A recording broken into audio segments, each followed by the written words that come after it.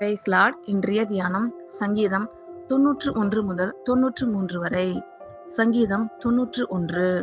உன்னதமானவரின் மறைவில் இருக்கிறவன் சர்வ வல்லவருடைய நிழலில் தங்குவான்.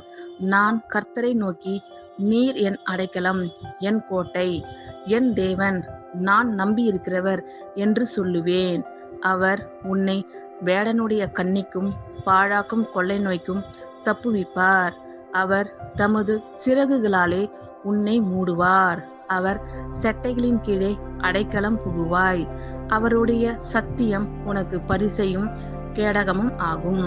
இரவில் உண்டாகும் பயங்கரத்துக்கும் பகலில் பறக்கும் அம்புக்கும் இருளில் நடமாடும் கொள்ளை நோய்க்கும் மத்தியானத்தில் பாழாக்கும் சங்காரத்துக்கும் பயப்படாதிருப்பாய்.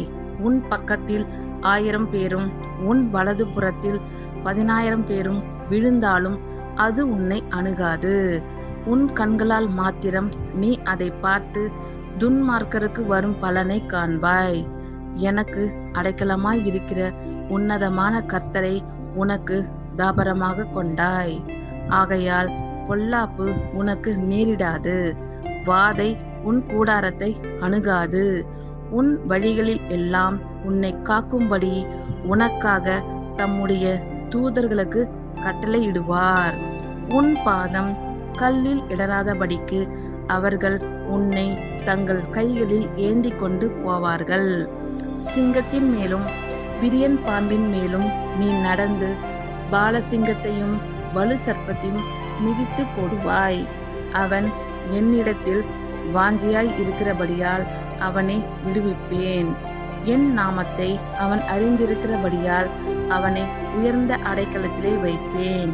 அவன் என்னை நோக்கி கூப்பிடுவான், நான் அவனுக்கு மறு உத்தரவு அருளி செய்வேன்.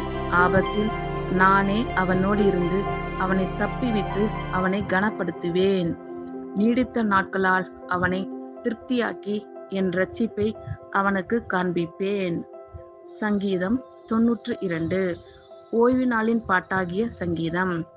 கர்த்தரை துதிப்பதும் உன்னதமானவரே உமது நாமத்தை கீர்த்தனம் பண்ணுவதும் 10 நரம்பு வீணையினாலும் தம்புர்வினாலும் தியானத்தோடு வாசிக்கும் சுரமண்டலத்தினாலும் காலையிலே உமது கிருபையையும் இரவிலே உமது சத்தியத்தையும் அறிவிப்பதும் நலமாயிருக்கும். கர்த்தாவே, உமது செய்கைகளால் என்னை மகிழ்ச்சியாக்கினீர். உமது கரத்தின் கிரிகளின் நிமித்தம் ஆனந்த சத்தமிடுவேன். கர்த்தாவே, உமது கிரியைகள் எவ்வளவு மகத்துவமானவைகள்! உமது யோசனைகள் மகா ஆழமானவைகள். மிருக குணமுள்ள மனுஷன் அதை அறியான், மூடன் அதை உணரான்.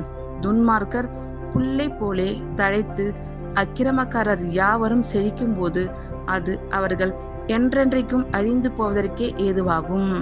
கர்த்தாவே, நீர் என்றென்றைக்கும் உன்னதமானவராய் இருக்கிறீர். கர்த்தாவே, உமது சத்துருக்கள் அழிவார்கள், உமது சத்துருக்கள் அழிந்தே போவார்கள். சகல அக்கிரமக்காரரும் சிதறுண்டு போவார்கள். என் கொம்பை காண்டாமிருகத்தின் கொம்பை போல உயர்த்துவீர். புது எண்ணெயால் அபிஷேகம் பண்ணப்படுகிறேன்.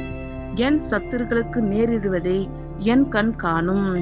எனக்கு விரோதமாய் எழும்புகிற துன்மார்க்கருக்கு நேரிடுவதை என் காது கேட்கும். நீதிமான் பனையை போல் செழித்து லீபனோனில் உள்ள கேதுருவை போல் வளருவான். கர்த்தருடைய ஆலயத்திலே நாட்டப்பட்டவர்கள் எங்கள் தேவனுடைய பிரகாரங்களில் செழித்திருப்பார்கள். கர்த்தர் உத்தமர் என்றும் என் கண்மலையாகி அவரிடத்தில் அநீதி இல்லை என்றும் விளங்க பண்ணும்படி அவர்கள் முதிர் வயதிலும் கனி தந்து புஷ்டியும் பசுமுமாய் இருப்பார்கள். சங்கீதம் 93. கர்த்தர் ராஜரீகம் பண்ணுகிறார், மகத்துவத்தை அணிந்து கொண்டிருக்கிறார்.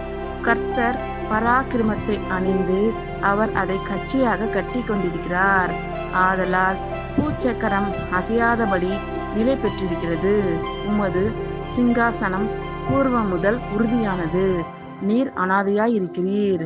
கர்த்தாவே, நதிகள் எழும்பின, நதிகள் இரைச்சலிட்டு எழும்பின, நதிகள் அலைதிரண்டு எழும்பின. திரளான தண்ணீர்களின் இரைச்சலை பார்க்கிலும் சமுத்திரத்தின் வலிமையான அலைகளை பார்க்கிலும் கர்த்தர் உன்னதத்திலே வல்லமை உள்ளவர். உமது சாட்சிகள் மிகவும் உண்மை உள்ளவர்கள். கர்த்தாவே, பரிசுத்தமானது நித்திய நாளாக உமது ஆலயத்தின் அலங்காரமாய் இருக்கிறது.